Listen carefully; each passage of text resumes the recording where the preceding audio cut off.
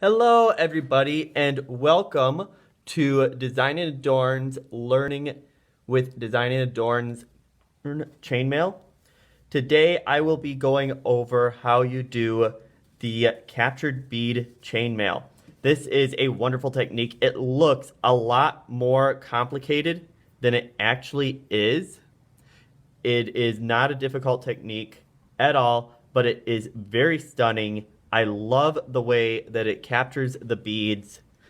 It is a lot of fun. It is one of my favorite techniques.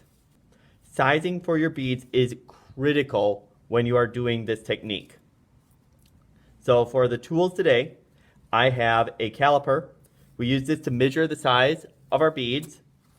I have my trusty tweezers, my sharp nose tweezers. So sharp, so dangerous. Do be careful when handling these. And then I have my usual pliers, a pair of flat nose pliers and a pair of bent chain nose pliers. They are the tools that I use most frequently. Give me 1 second, I will talk about them. I just need to get my second screen set up here.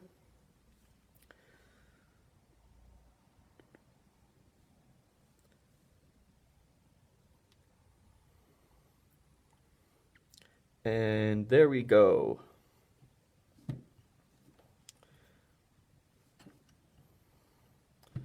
So, when you are using the flat nose and the bent nose pliers, these are the best pliers to use for chainmail. The flat nose is great because you've got this nice broad head that can grab a hold of the chain, the jump ring. With the bent chain nose, you've got this bend. This is the best place to work, is in the bend, not up at the tip. The tip does not get a good grip of the jump rings until you start getting into really tiny jump rings. The bend is where you want to work. When you are selecting your beads for this project, you're going to want to use for the 6mm chain, you want to use 6mm beads plus or minus 0.1 millimeters. So 6.1, that's good. And you don't have to measure every beads. 5.9, let me get that where it can be seen a little bit better. There, 5.9, that is fine. So you can see the 6.1 bead. Gotta keep my lighting good on it. So 6.1, that's good. So 5.8, that'll be a little bit tight. It depends on which directions you measure in. So it is 6.1 in at least one direction. Basically, when you get the whole strand, what I like to do is I take my strand like so, and I just run along the length. And as long as I'm getting 5.9s, 6.1s, an occasional 6.2 is okay, and an occasional 5.8 is okay. But as long as the majority of the strand is coming at the 5.9, that 6.0, it should be good. You shouldn't have any trouble. If you put it in, if it's too small, if you're down at like the 5.7, then you will run into trouble. Your beads will try to slide out. They can actually pop right out while you're making it at the 5.7. If you're doing it and it's 6.3 or on the upper end of 6.2, then it's going to be too large. You won't be able to get the jump rings to close themselves up, and it'll be stiff and chunky and may not even close at all. When you're working with the 8mm ones, it is the same rule of thumb, plus or minus 1 millimeter. It has a little bit more flexibility to it. The 8.2 and the 7.9, 7.8 all work fine. But again, once you start getting into that 7.7 or 8.3, you're going to be getting into too far off from the size. To start out with, I'm going to demonstrate how you open and close jump rings. First, to open a jump ring. Jump rings, of course, are the ring of metal. They have a little cut in them. Right at the slit where the cut is, that is the gap that we are going to be opening and closing with. So you grab it on either side of that gap. You'll notice I am keeping the tip of my bent nose pliers away, pointed outwards and away. I do not try to use the pliers like this. You can see they overlap, they get in the way of things. No, I keep that tip away. I grab it on both sides. I hold one hand steady. It does not matter which hand I am holding steady, but you hold one hand steady, grab it with the other one, and you can twist in either direction. I can twist away from me, or I can twist towards me. It does not make a difference which direction I am twisting in. I just grab it, tip pointed away, either side of the cut, and twist. Just like that. Now to close a jump ring, we do the opposite. If it is open already, so you can see this has a nice gap to it. Now you don't want to open them too wide. This is about half the width, half the diameter of the ring. To close it, I again grab it on both sides. I hold one hand steady and I twist the other one towards it and I wiggle it back and forth a little bit in order to get it to line up. You can hear that little pop noise that it just made, and that is how you get it closed perfectly. Don't know why this one wandered over here. He does not belong. So I grab it on both sides. You can also close it from the cut. If you are starting out with some of the rings closed, some of the rings open, you grab it on both sides of the cut, and then you just twist it down, twist it up, get it to pop, and that is how you get it closed. This one I don't like how it's closed. I want to get it a little bit tighter. It had just a tiny little gap.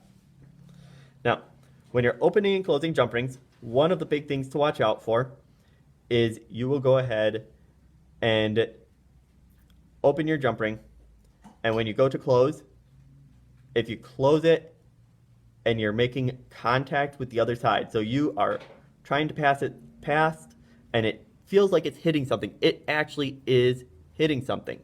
What it's hitting is it is hitting the other side of the jump ring. To fix this, we just back it off and bring it up again. Now, when you go ahead and close it, you look at it and you can see that there is daylight. There is a nice big gap here. This is something we want to fix. And the way we fix this is we again grab the jump ring on either side and we just wiggle it back and forth. And as we wiggle it back and forth, we wiggle it closer.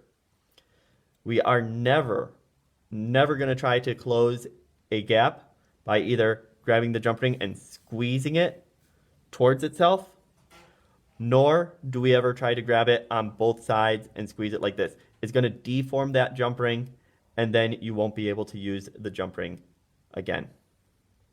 The last common error that people will make when they go ahead and open a jump ring is they will take your jump ring, you hold one hand steady, and then you twist the other hand across.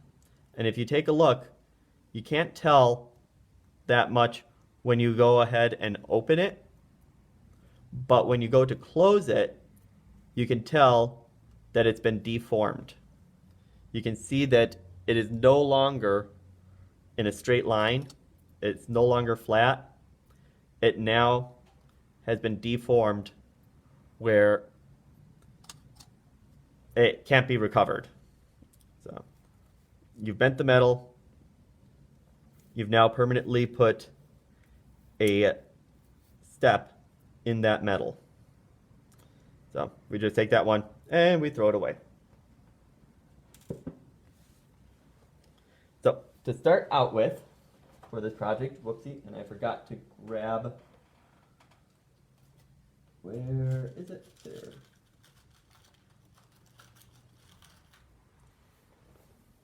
I need my starter ring. Forgot to grab myself a starting ring.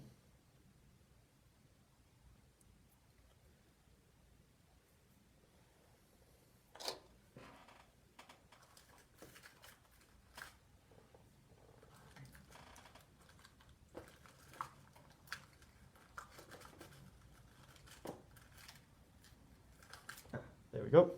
Starting ring. Now you don't need a starting ring necessarily. You could start it out off a paper clip. You can start it out off the clasp. I personally usually like to start it off of the clasp. I just find that that is the easiest and best way to start.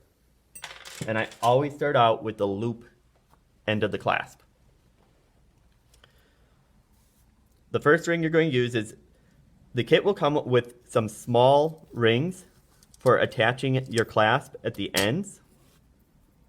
So you can see here we've got the loop, we've got the little ring, and then we go into our main body. So we start out at the loop end, we take our little ring, and we go ahead and connect it to the loop end of the clasp. I obviously am not using the kit, these are my own jump rings, but I'm connecting it to my starting ring. So I'm going to take it and I'm going to close that ring. 1, 2, 3. I heard a little pop. I've got it nice and closed. Perfect.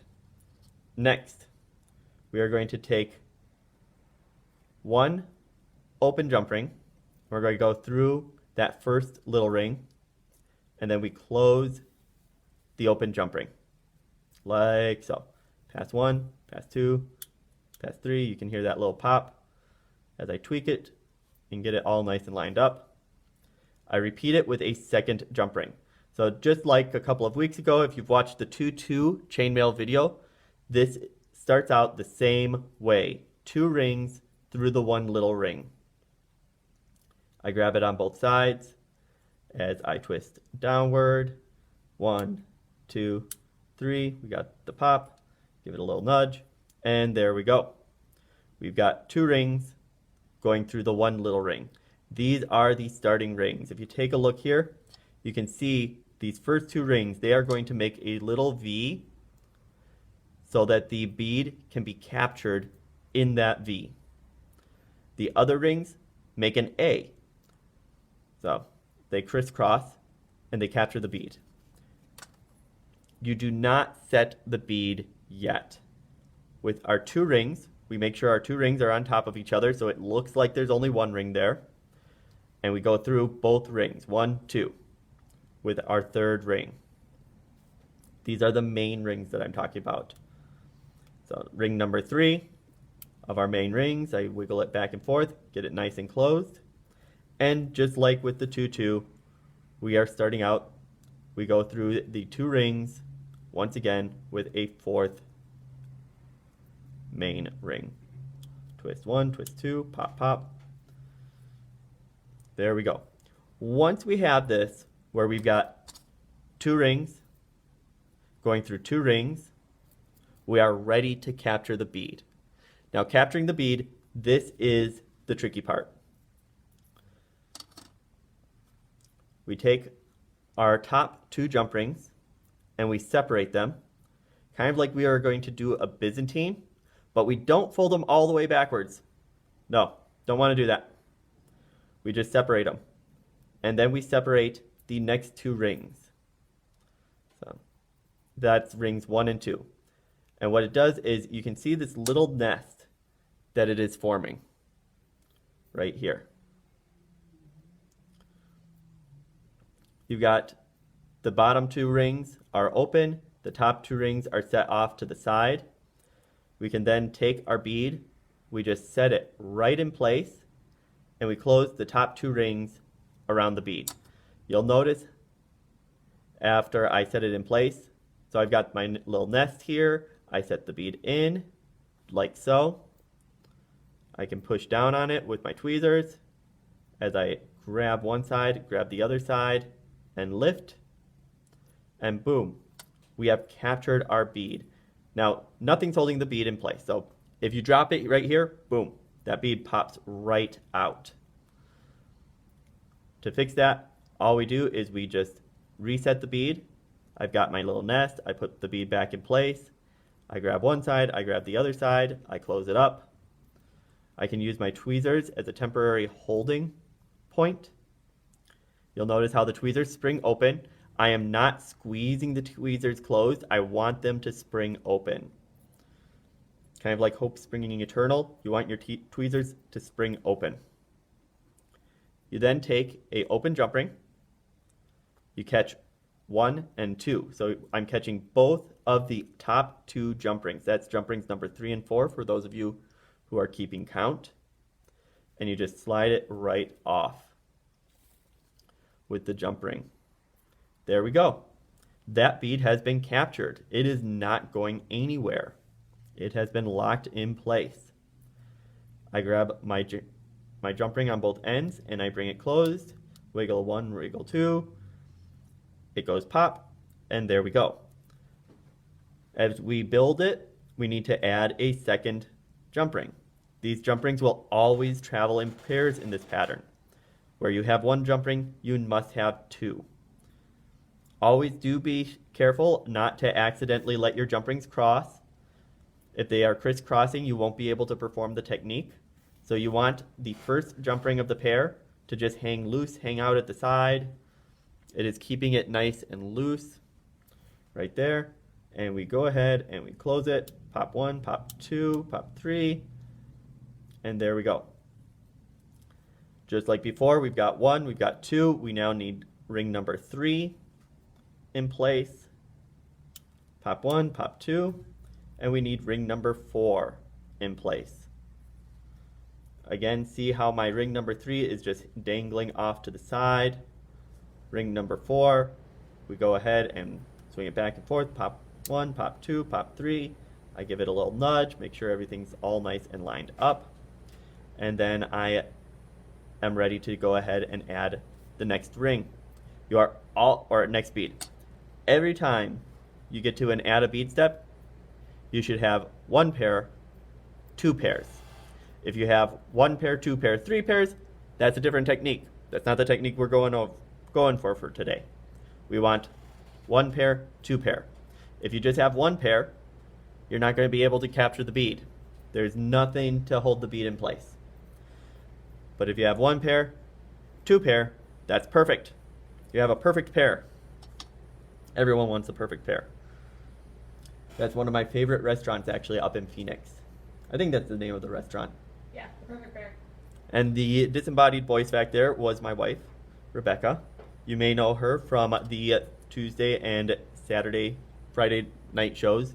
Tuesday and Friday. Yes. Tonight, there will be a special show because of some technical difficulties we had last night. We believe we've gotten them resolved, thus why you're able to watch it today. So, I go ahead and I make my basket. You can see, looking from above, I've got ring 1, ring 2, ring number 3, ring number 4. I set the bead between rings 1 and 2, and usually what I actually do when I am making the technique is I let ring 1 and 2 sort of sit together, and I treat them like a pair of lips, like you're trying to force feed a child. You have to eat your beads. So you stuff the bead right in there, get it between the lips, and then let it close up around it. I don't know if your parents ever had to do this to you, but yeah, I really, really hated eating broccoli growing up. So I would try to hold my lips shut, and my mom would shove the broccoli right in. So, in order to lock it in place then, we are adding the ring. We go ahead and close that ring. And there it is. We've got 2 beads in place.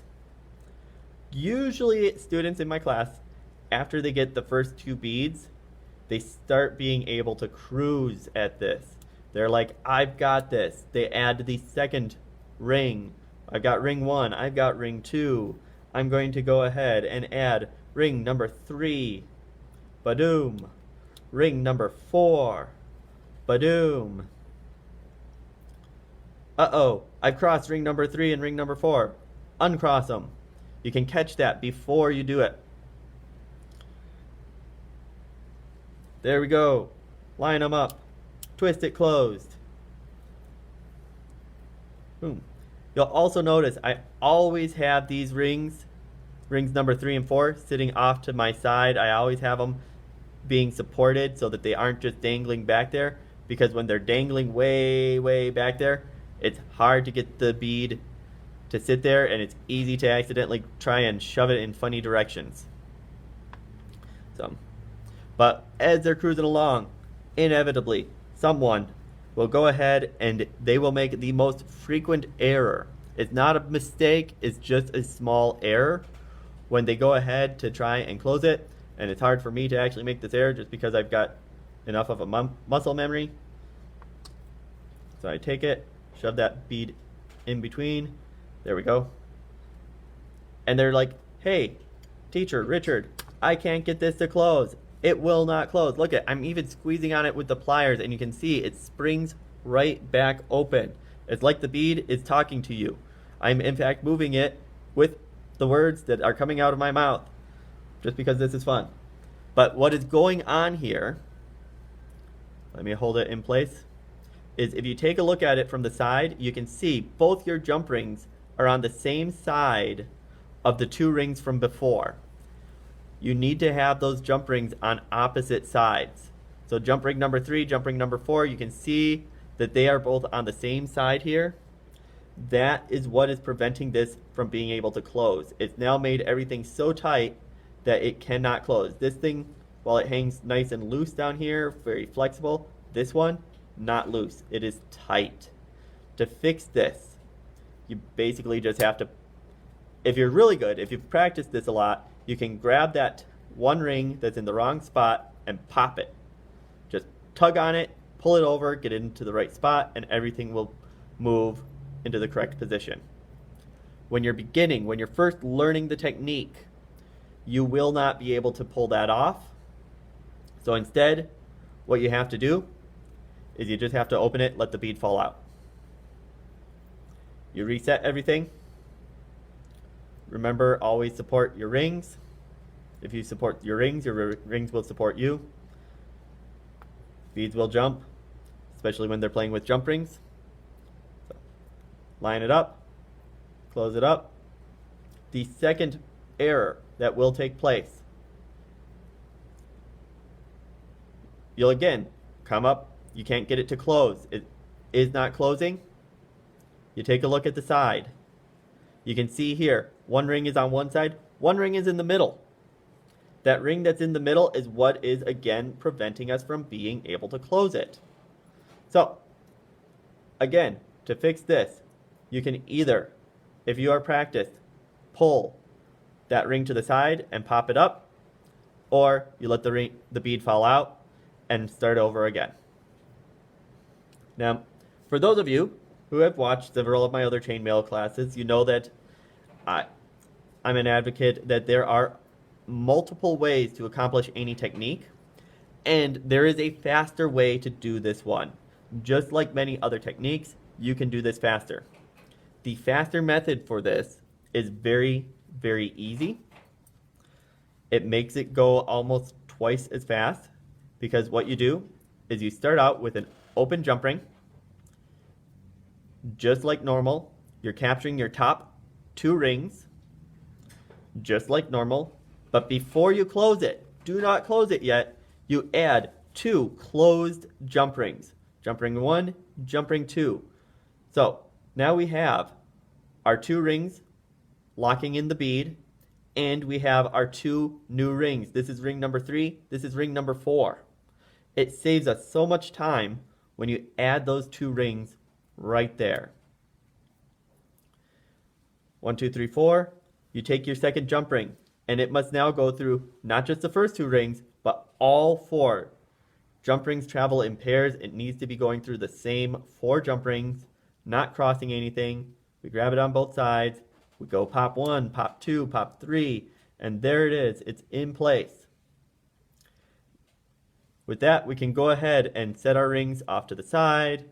We can open up the mouth, make our little basket, force that bead into place. I'll give it a pop because it tried to trap itself on the wrong side. So you can see using the tweezers, we can double check, make sure everything is nice and flexible. Nothing is sitting in the wrong spot. Everything looks good. We take a new jump ring. We go through our top two, 1, 2. Everything looks good there. We add our 2 closed jump rings to the new jump ring, 1 and 2, and we go ahead and close it up. We've got 4 rings. We've got ourselves 1 ring. We need a second ring, 1, 2, 3, 4. It goes through all 4 rings. Again, I am letting the first ring that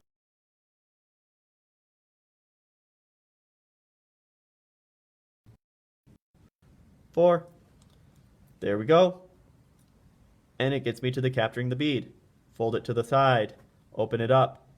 Push that bead into the basket. Close it. Whoop, caught myself. Either pop it or take out the bead. There we go, I popped it. We do another one.